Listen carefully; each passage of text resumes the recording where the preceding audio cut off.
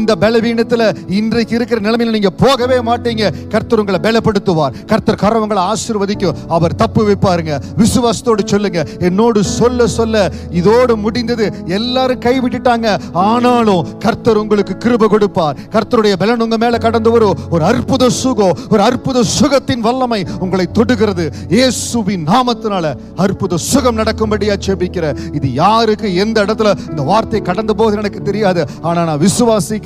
2 கொரிந்தியர் 1:10 மரணத்திலிருந்து தப்புவிக்கிறேன். ஆண்டவர் உங்களை தப்புவித்து இருக்கிறார், தப்புவிக்கிறார், இனிமேலும் தப்புவிப்பார். உங்கள் குறிக்கப்பட்ட நாட்கள் வருகிற வரை கர்த்தர் உங்களை விடமாட்டார், பாதுகாப்பார், ஆசீர்வதிப்பார், பலப்படுத்துவார். தேவ கிருபை உங்களோடு இருக்கோ. விசுவாசத்தோடு சொல்லுங்க, நம்பிக்கையோடு சொல்லுங்க. எந்த பலவீனம், எந்த போராட்டம் உங்களை மேற்கொள்வதில்லை. என் ஆண்டவர் தப்புவிக்கிற தெய்வம். அவர் உங்களுக்கு கிருபை கொடுக்கிறார். சந்தோஷமா இருப்பீங்க.